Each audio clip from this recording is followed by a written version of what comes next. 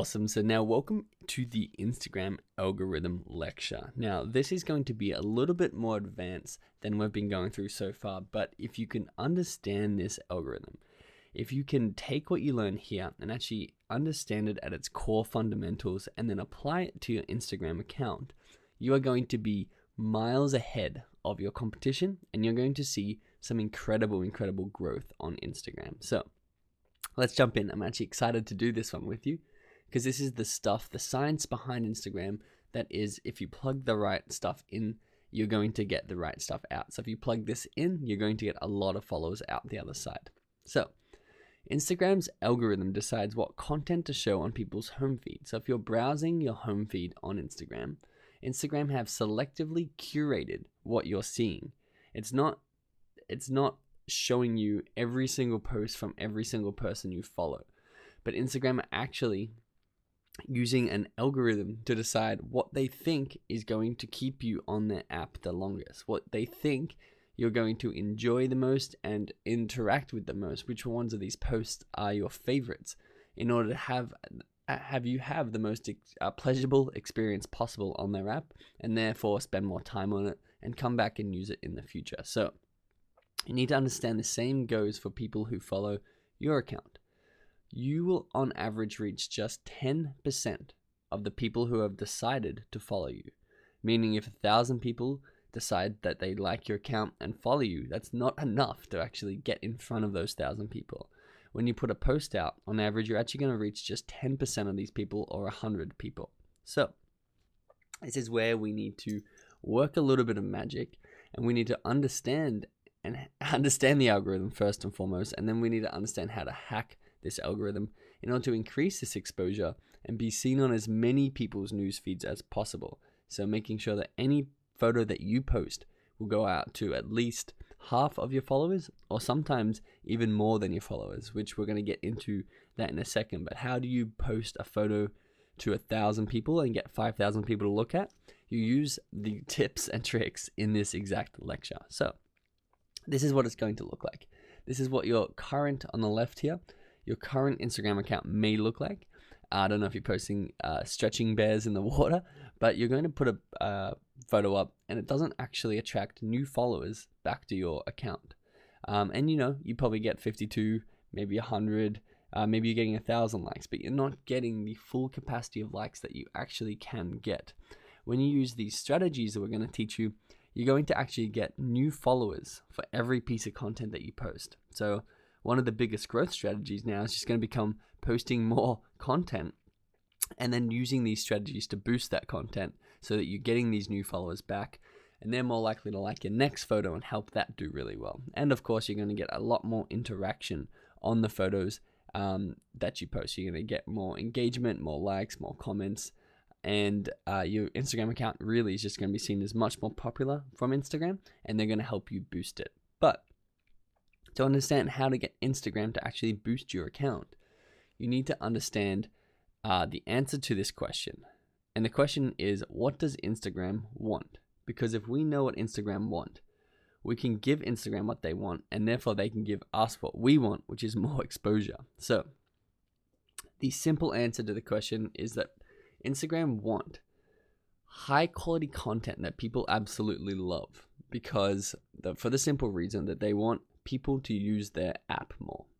And the more people use their app, the more ads they can show to these people and the more money they make. So therefore, if you're on Instagram and you just keep scrolling and you keep seeing content that you absolutely love, you're going to spend more time on it, and Instagram are going to sell you more ads. So now that we know Instagram want high quality content people love, we need to know how they determine if it's high quality content that people love or if it's low quality content. So say we post this photo here on the left of delicious looking avocado toast with a side of, what is that, an apple crumble or something, and a coffee, just a breakfast post. Instagram have to decide whether this is a high quality post or whether it's a low quality post, and whether they want to show it to a lot of people or nobody. And the way they do this is actually quite interesting. And I've represented it here as what we call a micro test. So instead of Instagram being like, oh, we're going to have people manually look at that photo and just be like, do we think that people are going to like that? Instagram actually go and use hard data. They actually just go and they micro test the photo that you put out there, meaning they take that photo, and in this example, these numbers aren't exact, but it's just to get the principle across. They're going to show that photo to 100 people who follow you already. And what they do is they measure the engagement. So whether people view it, whether people, if it's a video, it's called a view if you watch it, whether people like it, whether people comment on it, share it, or whether people stop scrolling. So time on post is if they're going through their newsfeed and they stop scrolling and they see a photo, that's also counted as engagement. So these are the things that we want to make sure that our content is doing. If we can get our followers to engage with our content in any of these ways, Instagram are going to see it as higher quality, because this is how they run their tests. If you put this photo up on Instagram and Instagram micro test it, which you need to know that Instagram micro test every single piece of content that goes on their platform. Not one piece of content is not micro tested. So this isn't just a random stop and frisk test that's going on, but every time you post, your content won't go out to everybody at once. It'll go out to a micro test. And if, say, 10 people, you can see the pink 10 people on the top of this cool little graphic, have interacted and engaged with it, which, remember, the engagements are what we saw on this other page here.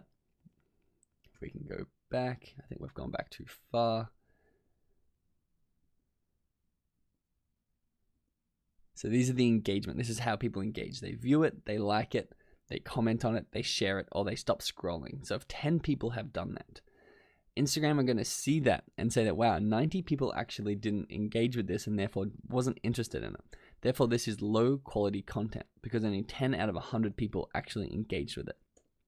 However, the same piece of content goes out to a micro test and they have 60 people engage with it. They're going to be like, wow, okay, that's really high quality content because 6 out of 10 people like this photo enough to engage with it. And therefore, this is how Instagram are going to understand whether your content that you're posting out there is really high quality or low quality. And this is how Instagram therefore determine, should they promote this piece of content to their to more people on their app, or should they really just hide it from existence and pretend it never existed? Now, you can see here that I've got it sort of binary, mainly just to show you how simple this principle in the simplest form possible. So micro test, is it high quality or is it low quality? Where in reality, it's more of a sliding scale. So Instagram do the micro test, as you can see on the left. They've tested your photo. And then on the right, instead of being, is it high quality or is it low quality, they actually rate it. So they may rate it on a scale of 0 to 100 based on how many people engage with it. And therefore, you're going to fall somewhere on this exposure graph. And this is the boost that Instagram are going to give your piece of content if it's really high quality, or if it's really low quality, they're only going to give it a little bit of a boost. But you can see this is how things go viral. Someone posts a piece of content that performs exceedingly well in the micro test phase. And therefore, Instagram push it out to 100,000 plus more people because it's done well in their micro testing phase. An average piece of content is going to fall on average on the graph. So that's how you reach 10% of your audience on average when you post a piece of content, because that's how your content is going to perform on average. And we want to boost that average up. We want to be able to reach over 100,000 people from our posts. But how we do that is we need to perform well in the micro test. And just a little bit of background info, how this actually happens and how you can actually reach more than the amount of people. So I'm just going back right here. How you can actually reach the 100,000 people for your post is because of the Discover tab. Instagram can recommend your content both in the Discover tab and in the Home tab if it's performed well in the micro test, because they know it's high quality content and they want other people to see it. That's going to keep them on their app for longer. So our hack here, and what we need to investigate how to do, is how to get as much engagement possible within the first couple of hours of our post, because we know that first couple of hours is the micro test phase. And therefore, if we can get as much engagement as possible, we're going to be rated really high quality, or on that scale, we're going to be rated at the top tier. And we can actually get all of our posts that we're posting to do far more than a 10% reach, but we can do up to 100 to a 200% reach on average to our audiences just by hacking the algorithm, the Instagram algorithm, in this micro test phase.